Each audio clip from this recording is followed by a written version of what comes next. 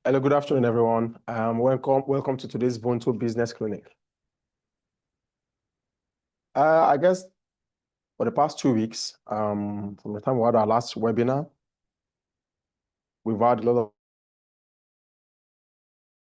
of interactions with small businesses and from hustle to structure, and we're ensuring that we're able to build SMEs in Nigeria that can compete, because SMEs are the engine for growth for any economy. So, and I'm sure that a lot of them, some of them that called us and reached out to us, were able to help them walk through the process of setting up the systems that they need to grow. So today we are going to talk about something very serious, something very good, and something that I think plagues a lot of businesses, small businesses in Nigeria, really, which is about owner dependency. A lot of businesses depend on their owners. When the owner is absent, then there's a problem. So that's what we're going to talk about today, and talk about how you can win yourself off that dependency. So, like I said, one of the biggest challenges facing Nigerian SMEs is that the owner is the business. That's how it is. If the man is not there, the woman is not there, oh, madam not there, this one not there, and nothing happens. So when he's absent, sales stop, customer service declines, decisions are delayed, operations slow down, you know? So many entrepreneurs, some people say, oh, I've started a business, a side hustle, like I'm leaving my paid employment to go and start a business. But you're starting another job entirely, because if everything depends on you, it's just another job. If you are not feeling well, then the business will not open. If you go to Lagos, in Lagos today, you see a lot of small businesses, especially these guys running maybe tailoring services, catering services. Everything depends on you. That's not the way to run business, because some of these issues, there are a lot of issues that make them run their business that way, and that's what we're going to deal with. So if you're a business owner, this webinar is particularly for you. And some of the businesses we've also interacted with in the past 2-3 weeks, in the past 1 month, we've talked about these with them already. So most of them that are here today, at least this will resonate with them. So many entrepreneurs have created jobs for themselves instead of building businesses. So this webinar clearly is to teach participants how to create systems that allow their businesses to grow sustainably. So the key learning outcomes for this will be that you know why your business is trapped in owner dependency. Then how to document simple business processes, because that's one of the reasons why we have this owner dependency. People don't know what to do when the owner is not around. Oh, something happens. These are are supposed to serve customers or anything, and the owner is not there, then the business cannot go on. They have to start calling the owner. If he or she is not taking a call, then that becomes a problem for the business. Then also how to delegate without sacrificing quality, because this is one of the issues. People don't like to delegate because they just believe, they don't trust those that are working with them, that they're capable enough to do the work. Then hiring the right people, even with limited resources. Because one of the things you hear them say, oh, I don't have the money to hire people that can work with me. I don't have the money to hire the quality people that I need. But even with limited resources, you can hire the right people that can help you run your business even when you're not there. Then also, one of the outcomes will be that you will learn how to build systems that improve customer experience. That's very key, because people just employ staff, and when you're not there, they don't know how to handle their customers, they don't know how to handle anything. And someone tells you, if you're not there, I'm not going to come. It's only when you're there I can come, because these staff that you have here, they're not the ones that I want to deal with. Then simple tools to also organize daily operations and how to make your business more valuable over time. So these are the learning outcomes I expect that every one of you will have at the end of this program. So what does it mean to build a business that can run without you? What does it really mean? Many people misunderstand this idea. It doesn't mean that you are going to become lazy. Oh, let the business be there, you're at home, or you're in a bar. My business is running without me. That's not the essence. That's not what it means. Aliko Dangote does not do that. The business runs without him, but he's also still involved in the business. So it does not also mean that you stop caring about your business. You do all sorts to say, well, when you're on bed, well, I'm working there, so why would I stress myself? No, that's not what it means. It simply means that your business has the systems, the people, and the processes that will keep it running smoothly even when you're away. That's what it means. I keep using the example of MTN. You're not going to go to the MTN shop. The owners of them, who even knows the owners of the MTN, the founders, are they still in the business? So MTN in Nigeria is the same thing as MTN in South Africa. They have the system.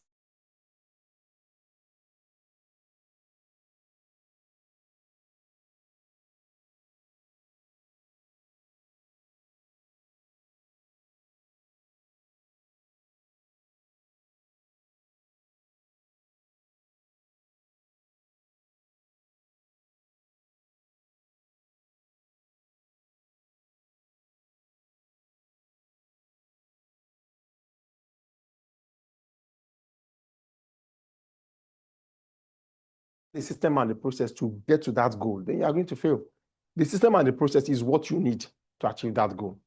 A football club, I use this example every time. What is the system and process for the club to win championship? You have to recruit the right people. They know, I have to get the midfielder, I have to get this, I have to get that. And that is a process. And that is the system that they set up to win. It's not that we all dream, every Nigerian dreams, we aspire. Oh, that for me, I'm blessed too, I'm blessed, I work in prosperity. It's not a proclamation. What is the system and process you've set up to achieve that? So that's why you see some Christians, Muslims, some get disappointed, some say they're no longer going to church because it's not working for them. It can't work for you because it's just a goal. There's no system and process. So also in business, oh, my business will make $1 billion this year.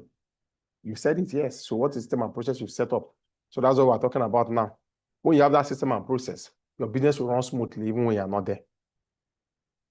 So a business that can run without you is one where customers still receive great service. Your employees know what to do. And operations continue because the business depends on systems, not on one person.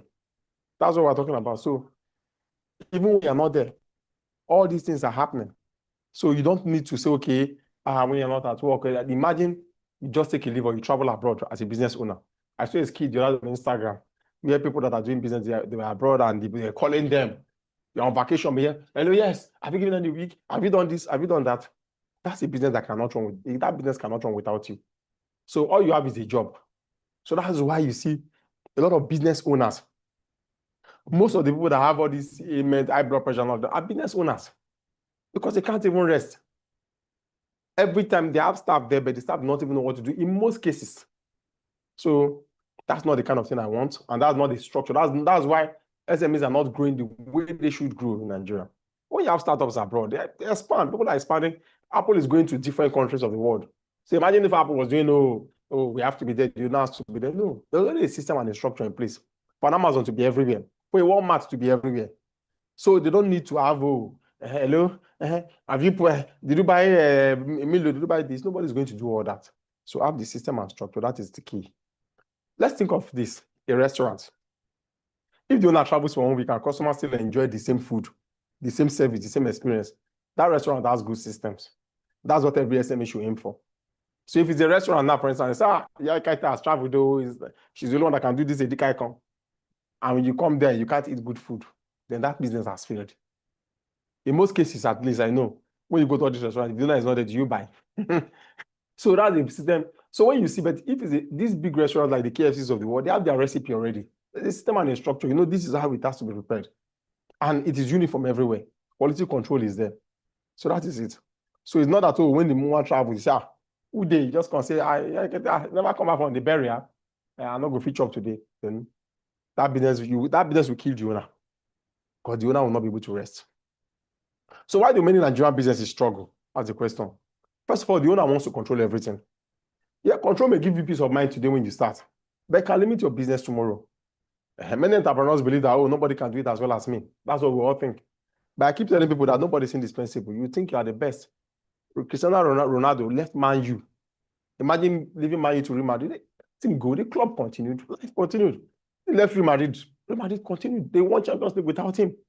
So what does that tell you? All you need is a system. When you have people, trust them to do the work, because that will be better for you. So the owner needs to really spend more time strategizing, doing marketing, and navigating other things rather than being in the day-to-day operations of the business. So believing that nobody can do it without you is one of the reasons you want to control everything. Well, initially, it might be true. When you start, someone starts a business, say, I was one doing this, I was one doing that. But that should not be the process when the business grows. So when every decision must pass through the owner, the business also slows down. There's nothing you can do. They want to even buy something of 100 naira, it has to come through the owner because you think somebody wants to steal from you. In that way, that business will not grow. Then nothing is documented. Imagine asking your customer, asking your staff, how do you process a customer's order? So if everyone gives a different answer, they know that you don't have a system. So without using procedures, mistakes will increase. Mistakes will increase. Quality becomes inconsistent. Nigerians don't like to write. That's what I know. We don't have processes in many organizations that are documented. So that's also a problem. So, and that is why most of them, the memory is just the owner that has the memory. Oh, you're okay. This is how we do it. You call him. Oh, check here, check there. No, that's not the way it should be. Then, without written procedures, also new staff, they take longer to learn, and customers receive different experiences. So the third reason is that the business lives inside the owner's head. Only you understand the business. Many SMEs operate from memory. Only the person understands what needs to be done at every point in time. Only you. All the suppliers, all the customer records, the pricing, the passwords, inventory, business strategy, only you. Because you say, maybe when I empower them now, when they leave tomorrow. Businesses that have high staff turnover. People are also, many SMEs, they don't even give anything to anybody. It's Jonah that comes to open the place. If it comes by 12, that's when the business will open. So that creates risk. A business should never depend on one person's memory. Imagine if anything happens to that person. So our 5 pillars for a business that runs without you. We just have 5 pillars. The pillar 1 is build simple systems. What's a system? All we've been talking about for the past 1 month. A system is simply the way your business constantly gets something done. That's the system. So for instance now, a customer places an order. The first stage, the order is confirmed, payment is received, production begins, then quality is checked, then delivery is made. That's the system. You have that system. For instance, this is in a manufacturing company, you have that system already. In a restaurant, that's your system.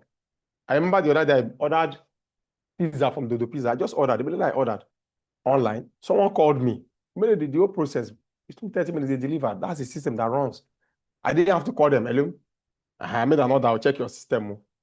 Because that's how we are sometimes in Nigeria. Someone even sends a message and makes an order. The person still has to call you to tell you to check.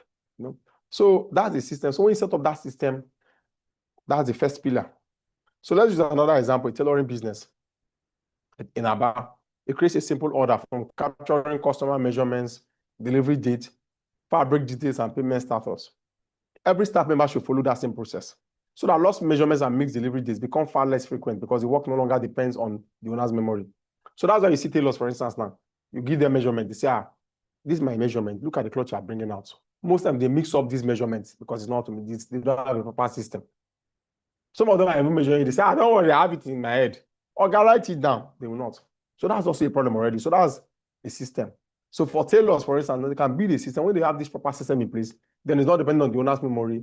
Is there any of the tailors in the business can also make that cloth? So the action point is that identify one activity in your business that happens every day.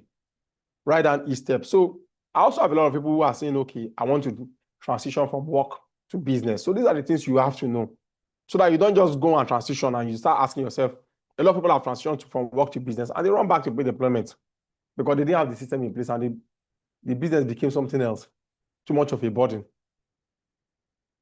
So the pillar 2 is that build people, not just staff. Businesses grow when leaders develop people, not when leaders try to do everything themselves. So employees should not only know what to do, they should understand why they are doing it. Training should not be seen as an expense, an investment. So most times training is not done. People are not, everybody is left to do things on their own. So at the end of the day, they don't really know as much. You send someone to represent the company, doesn't know what to do, doesn't know what to say, because the system has not been built. So let's take an example.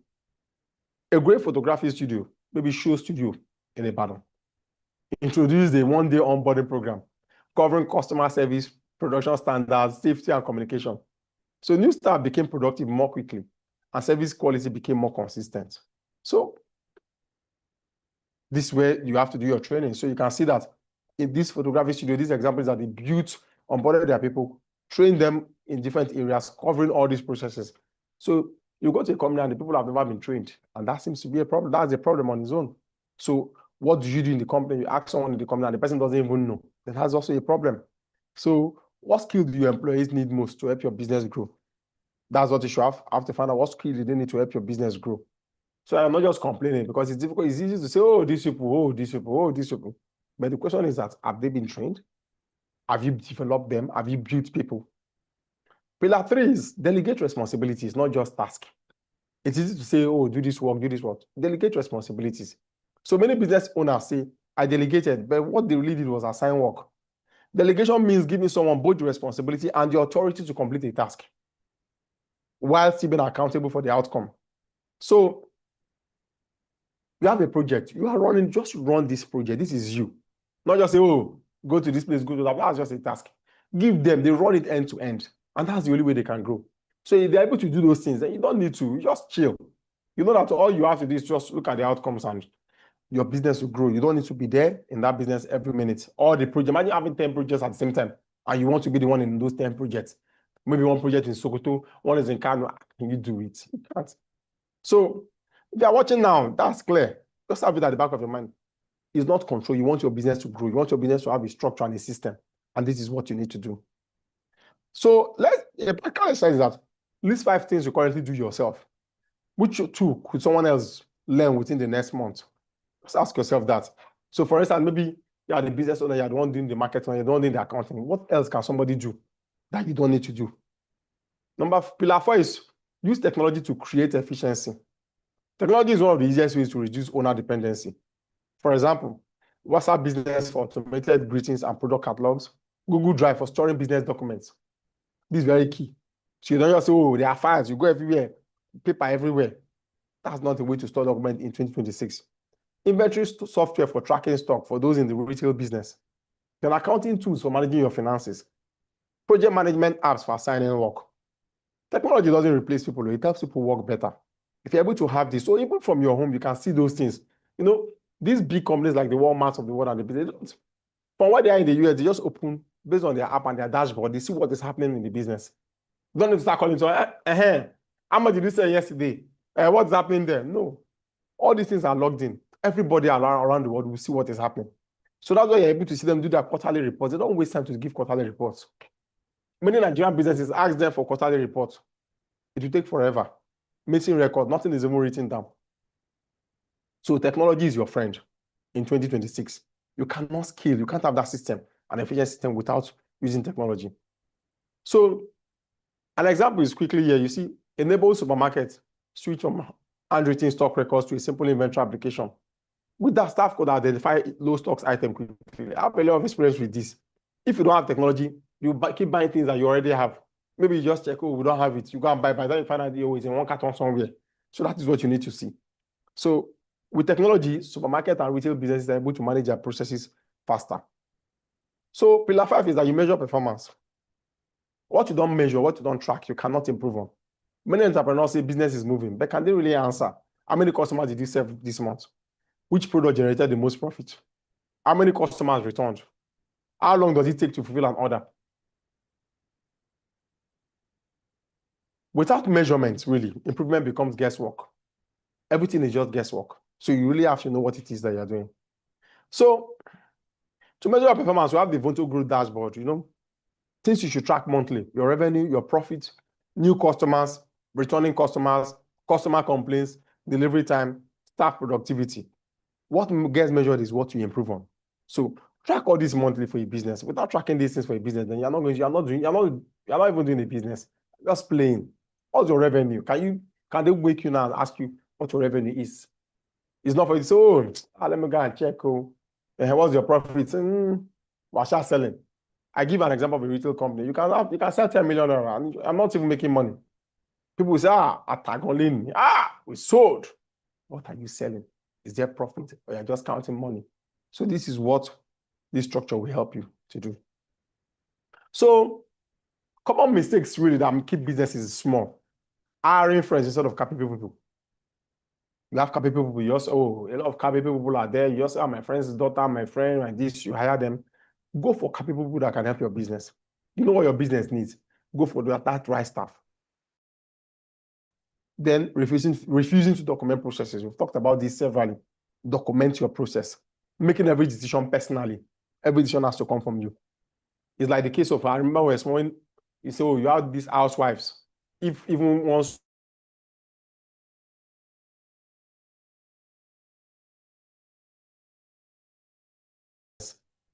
avoiding technology because the old way still works. Then focusing on daily survival instead of long-term growth.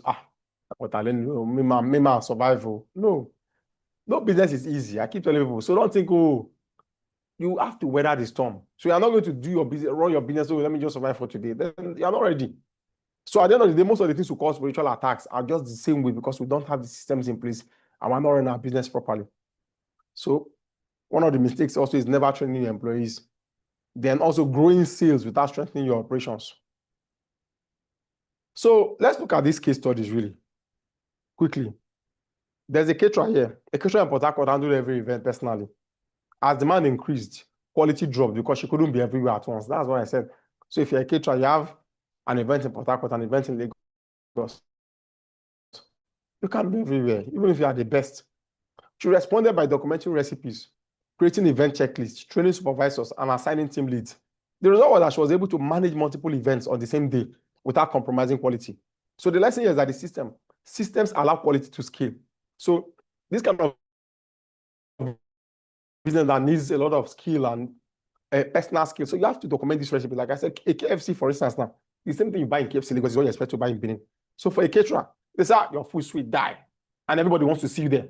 Yeah, Beji, now you go cook, you must be in our Ibadan event. Yeah, Beji must be in Sokoto. It's not possible.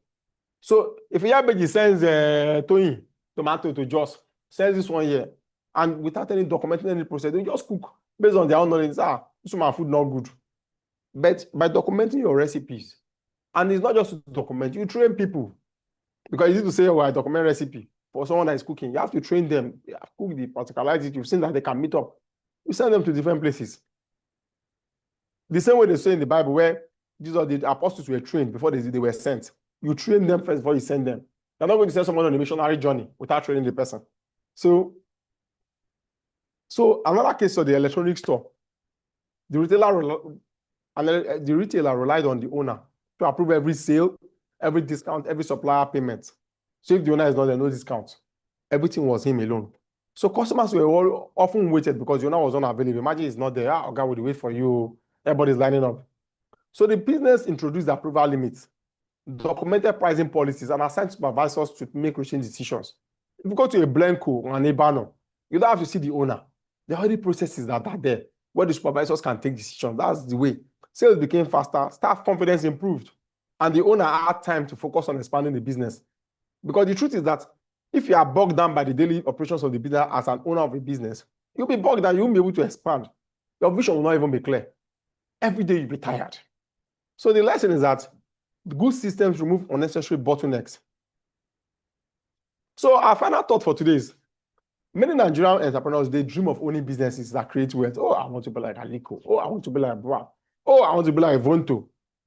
They provide... So their dream is, oh, I want to create wealth, provide employment, and leave a lasting legacy.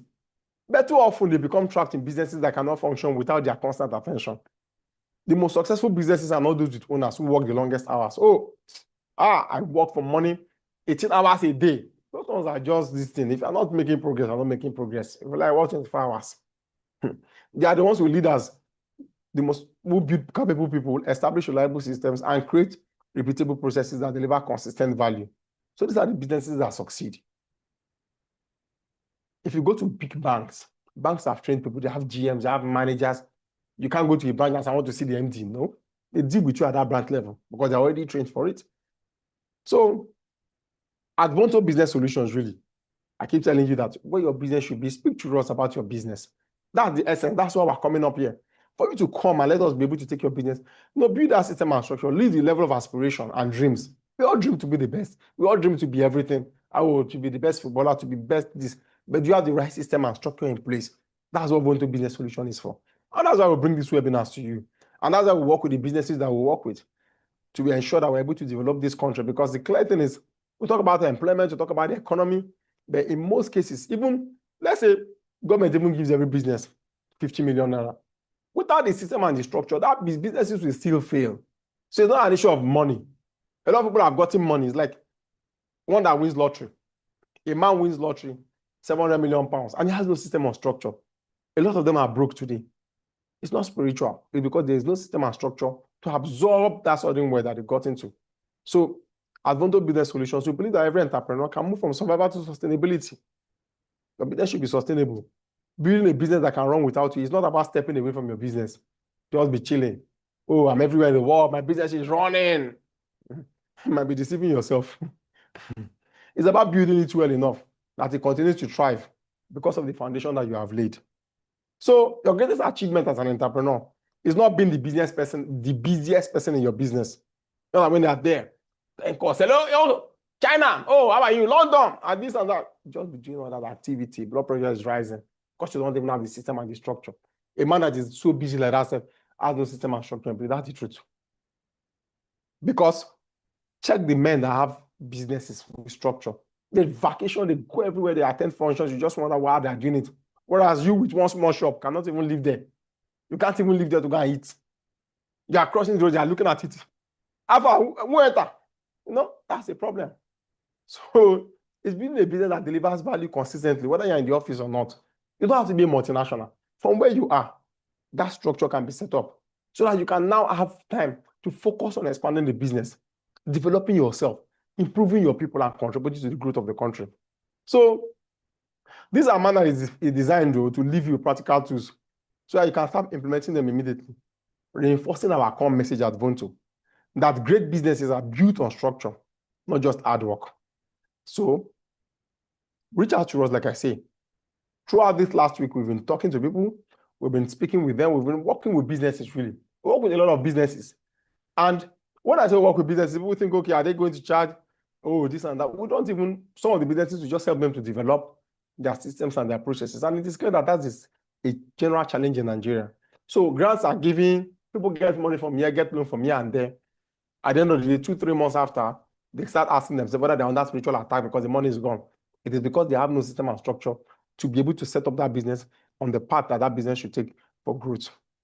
So thank you very much. So I think I just have a question here that I think I want to quickly in the chat room. Okay, question from a YouTube viewer. How can a business, the question is, how can a business owner prepare? Hold on. Okay, how can a business owner prepare the business to run independently without losing control? This issue about control is the problem. Even among big companies, they have a problem of control. So the business is yours, really. All you need to do is set up the structure and the system. So the issue of losing control cannot even arise. For instance, you own a restaurant or you own a supermarket, is someone coming to take your business? So I think that should not be what should be at the back of our mind, because a man that has not invested in a business cannot take control of it. So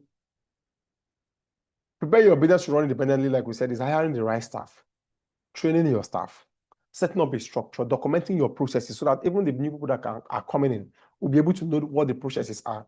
So even when you're not there, they're able to take decisions and do the right thing. For instance, like we'll give an example of a catering business where they have their recipe is documented already. So imagine sending your caterers to Sokoto, to Kano, to everywhere, and they have your recipe. It is your recipe. So when they go there and they do the work, are they going to take your business from you? No, because most of these recipes. So that's what I talk about structure. So we'll now delve into the issue of your intellectual property and other things that you have to take into cognizance. Because, for instance, we all talk about the recipe for Coca-Cola, recipe for KFC. All these things are they're protected by intellectual property. So someone in your staff cannot go when you bring in the staff to your company. It's for the staff to write their agreement, confidentiality agreements, and other things that are written, that are signed, really, for that staff to ensure that intellectual property, that anything, that any information or confidential information you get in the course of your employment cannot be used by you in your own business or for any other purpose. So the issue of losing control cannot even arise here because you built the brand. Someone has, like, let's take Dangote Cement, for instance. They built the brand. So sending their staff to Kano, Tanzania, and every other place, is it possible for such a person to take the business? No. This will only happen if your brand is not strong, if you're not able to build your brand. So the essence of doing this is that set up that structure. When you document your processes, you already have a system and structure in place, and your brand is already strong enough to withstand anything that's going to come. So the issue of losing control will not come up at all. I know a lot of small businesses think about this issue. Oh, if I give them power to take decisions, then they can just take decision when I'm not there. They take my customer, they take this, they take that. No, those things will not happen when your business is well structured. It's a business without structure that those things can happen to. So another question is that at what stage should the business start building systems? Some business owners believe systems are only necessary when a business becomes large. At what stage should an SME begin putting systems and processes in place, especially if they have only 1 or 2 employees? Everything, this should start from the day you start your business. Because I know that people think, okay, when your business is big enough. In Nigeria, we all have aspirations. If you have 10,000, they say, when I have 1 million, I will start planning my life. You have 1 million, when I have 10 million. You always think it's the next big amount that will help you plan your life. No, you start from where you are. You start from where you are. So from the first day you start, as you start your business, even with 1 staff, you are documenting your processes already. You already have your structure. That staff is trained. Another one coming, that other staff will train the next person that is coming. And the processes are already set already for people that are coming in newly. So it is when you start your business that you start putting this structure in place. Because if you're going to wait till when you are big enough, then it will be difficult to implement. Because at that time, you already have a culture that is lackadaisical, a culture that is not organized and everything. At that point, just bring everything back again to structure, it will become a difficult thing for you to do. So it is not the size of the business that determines the structure. It is your structure that will determine your size. Your structure and your system you put in place will determine whether you become a big business, because I doubt that a business can become large without the structure and the system. They can't. You just think you are big and large, but you will never become large. That business cannot grow beyond the owner. So a business that has not grown beyond the owner is not a big business. So I think putting that system and structure in place is what we've preached from the beginning. Good afternoon. Okay, my question is simple. I have a woman who is prioritizing trying to start a business. So she's trying to, prioritize which one to start with. Is it to buy the equipment or to get the store first? While she's there, she can, be getting the equipment. So she's a little bit confused in this area. So what's your advice? So when you talk about equipment, what kind of business? It's a catering business.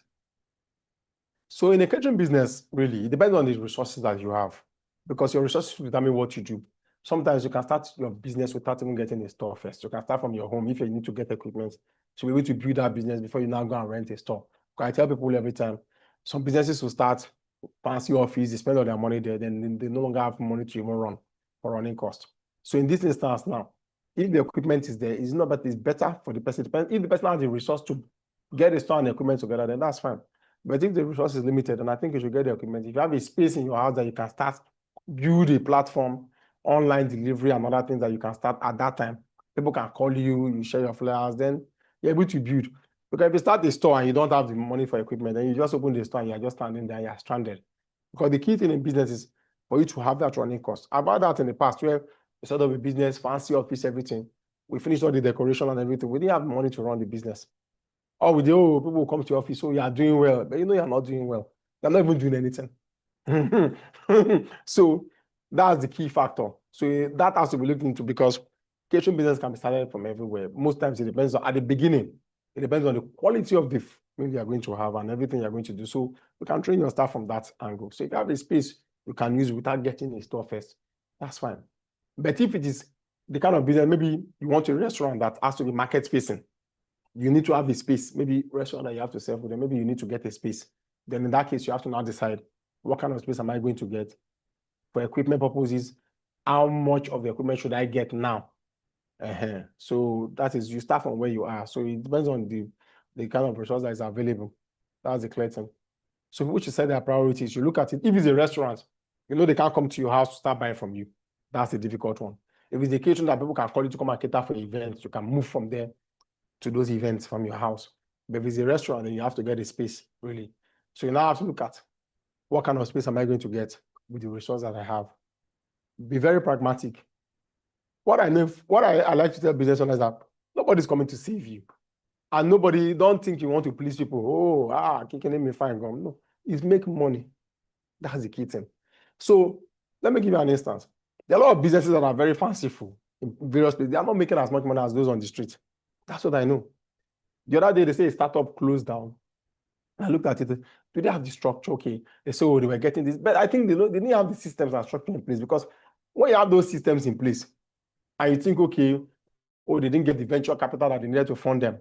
And I'm wondering, the same delivery, tomato and rice that you're selling, people have been selling it in the market for a long time and they're making money because maybe their capital layout is lower than your own. Because startups operate. They have MDR Land Cruiser, this one has this, that one has this. So those things are fancy. So setting up a business in Nigeria is different from setting up a business abroad. Capital is limited here. So the resource you have to utilize it very well. You don't have those angel investors who just pump. You see how Tesla valuation, they are pumping their valuation. We don't have that here. So you have to be very pragmatic. So that's why you need your system and structure to be in place. And leave the hustle nature, because if hustling and everything, today you are there, next tomorrow you are gone. But with the system and structure, you're able to manage your resources. You're able to have those systems in place that you need to grow your business. So that's key. And that's what we tell every business we work with. Build the structure, build the business, then make it sustainable. and it will be profitable for you as the owner and for your staff and for the country. Of course, wholesale structure is all encompassing. Like when they talked about how can you run a business independently without losing control? The legal structure is there. Is your business incorporated? Is your intellectual property protected? You have your design, like a fashion design company. You have your designs. Your staff are aware of it. Those designs, is it protected? So somebody will not go somewhere and you just say, one staff will leave and go and set up and start using everything he got from you. No, you close his business down because the laws protect all that. If you check online, you see the cases of people that are living this driverless car technology. Tesla is suing this person that moved to this autonomous car company. Google is suing this their engineer that went to this place to go and start this. You don't take the knowledge you got from here to go and start another business. So that's the structure. But if there's no structure, the guy leaves with everything. So that's why Ubuntu Business Solution is here.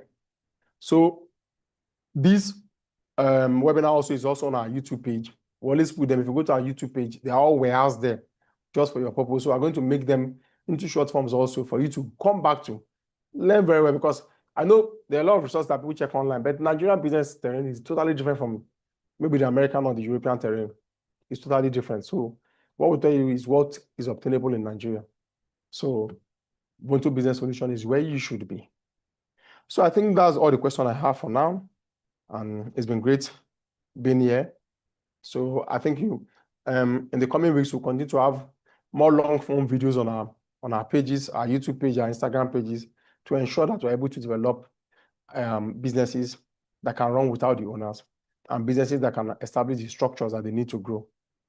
Thank you very much. So till next time, take care of yourself and keep winning.